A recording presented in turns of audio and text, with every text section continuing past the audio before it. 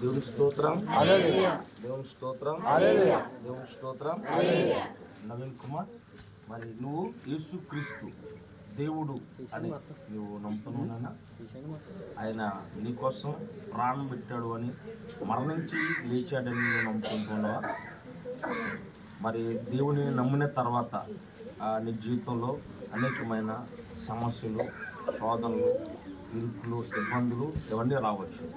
ఇవన్నీ వచ్చినప్పుడు మరి దేవుని నువ్వు విడిచిపెట్టుకోకుండా ఉంటావా?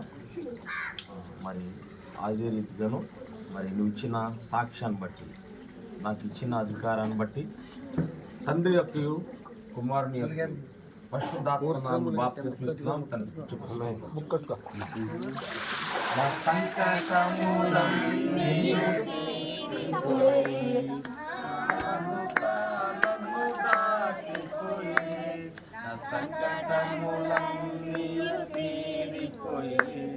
సంహారముత